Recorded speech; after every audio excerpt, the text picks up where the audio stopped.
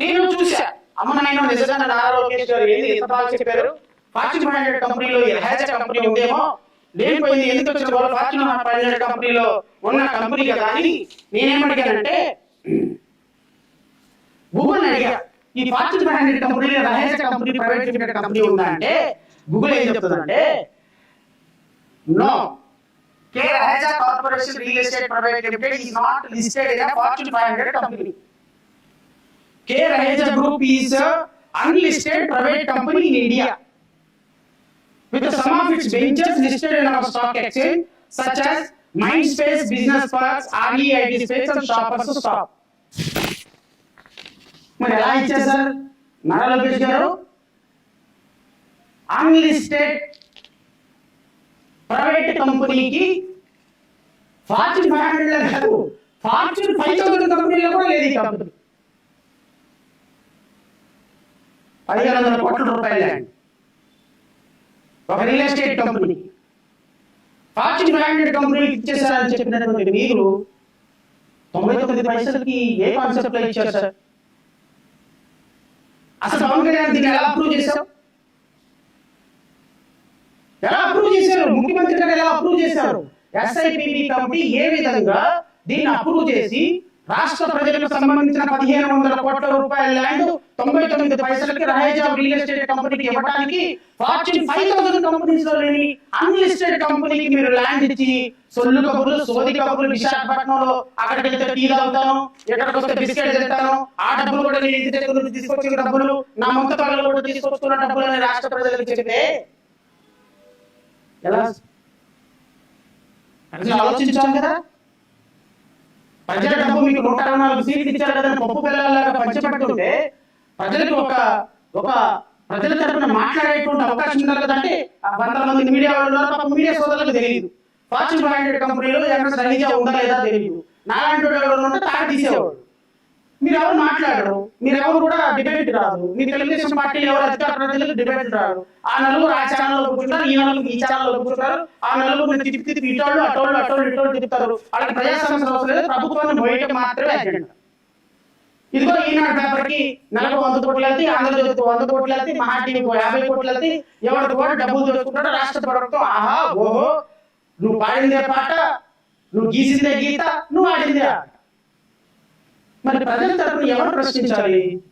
ప్రజల సొమ్ముని ఈ విధంగా ప్రభుత్వం పప్పు పిల్లల ఎవరు మాట్లాడాలి? ఈ విధంగా మీడియా ఉంది కదా అని చెప్పేసి నిన్నటి నుంచి ఫార్చ్యూన్ 500 కంపెనీలకి 99 పైసలు ల్యాండ్ ఇస్తారన్న నారా లోకేష్ రాష్ట్ర ప్రజల తరపున చూసారు అంత బాధ్యతగా మాట్లాడుతున్నారు. మరి ఈ వాస్తవాలు ప్రజలకు తెలియాలి కదా. Number 2, GOMS number 40.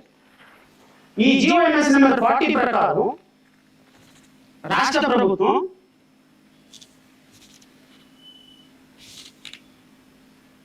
Raiden Infotech Private Limited in Visakhapatnam and Anakapalli district approved tailor-made incentives for setting up data center.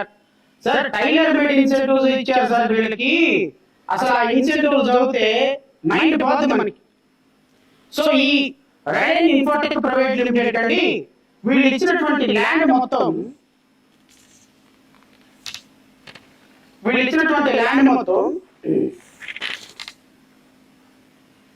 also eligible for incentives already sanctioned subject to so and so.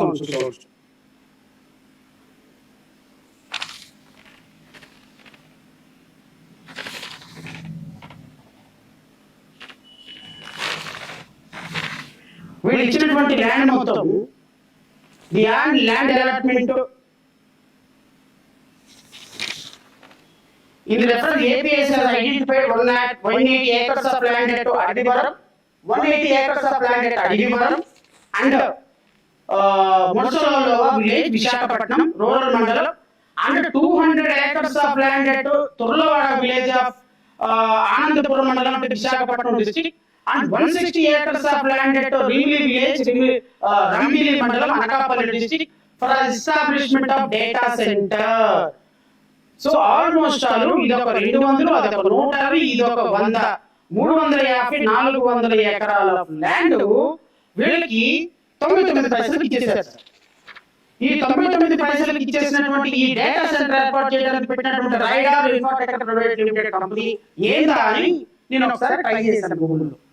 అంటే రమారమి 450 ఎకరాల land మీరు 99 పైసలకి Rider Infotech company private limited, Rider Infotech private limited GOMS number 40 dated 11/10/2025.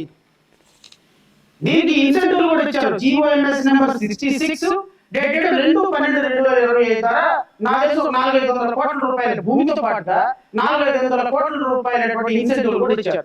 ఈ company ఏందా అని wait చేశాను. ఇది ఒకసారి నేను చదివి నేను చెప్పినటువంటి కంపెనీల పేరు మీరు కూడా గూగుల్లో కొట్టుకోవచ్చు రాష్ట్ర ప్రజలు. ఇదేమి నా సొంత కవిత్వం కాదు, లేకపోతే మా పార్టీ ముద్రించదే కాదు. MS Radar Infotech is not listed as an independent company of the Fortune Global 500 or 500 list. It is a private subsidiary of the US tech giant Google, which is a trade name of the patent company. Radar Infotech Private Limited is an unlisted private company incorporated in 2020. Sorry, company పెట్టింది 2020, unlisted. Unlisted company data centre పెట్టడానికి వస్తే 500 ఎకరాలు 99 పైసలకి ఇచ్చి నేను వీరుని నేను సూర్యుని అని చెప్పుకుంటే రాష్ట్ర ప్రజలు ఎట్లా యాక్సెప్ట్ చేస్తారు? ప్రజలకి మనం చెప్పేటువంటి ఇన్ఫర్మేషన్ ప్రాపర్ గా ఉండాలి కదా. ప్రజలకి మనం అప్రూవ్ చేసినటువంటి ఆఫ్ కోర్స్ రాష్ట్ర ప్రజలకి అన్ని ఏం తెలియవు. పవన్ కళ్యాణ్ అప్రూవ్ చేశాడన్న సంగతి ఎంతమంది తెలుసు? ఇవన్నీ SIPP కమిటీలో is one of the member. దానికి చంద్రబాబు నాయుడు సంతకం పెట్టాడన్న సంగతి ఎంత తెలుసు? ఒక అన్లిస్టెడ్ కంపెనీకి 2020లో ఎస్టాబ్లిష్ చేసినటువంటి కంపెనీకి వాళ్ళు ఒక అన్లిస్టెడ్ కంపెనీకి 500 ఎకరాలు 1,000 కోట్ల రూపాయలకు సంబంధించినటువంటి భూమి ఇచ్చేసేసి ప్రజల ముందుకు వచ్చి చెప్తే రేపొద్దున వీళ్ళు 99 పైసలు ల్యాండ్ తీసుకుని వెళ్ళిపోయి రేపొద్దున ఈ కంపెనీ ఇక్కడ పెట్టకపోతే రాష్ట్ర ప్రజలు ఎవరిని అడగాలి? ఎవరు ల్యాండ్ పోయిందని అనుకోవాలి? మూడోది GOMS number 51 sir. Allotment of land and extension of incentives to MS Indichip Semiconductors Limited. Indichip Semiconductors Limited. మరి ఇదేందో నాకు తెలియదు. Indichip Semiconductors Private Limited establishment of SiC device అంట. Discrete and model packaging semiconductor manufacturing facility, which is an incentive, which is an investment of 22,000 investment పెడతారని వీళ్ళు చెప్పారంట. అందుకని గౌరవనీయులైనటువంటి ముఖ్యమంత్రి గారు ఉప ముఖ్యమంత్రి గారు SIPP కమిటీ రూపంలో వీళ్ళకి ఎంత ల్యాండ్ ఎంత ఇస్తారో కూడా చెప్తారు. Accorded for the allotment of 150 ఎకరాలు 150 acres of land at Guttupadu Gorakal Mega Industries Club, Kurnool, at rate of 10 lakhs.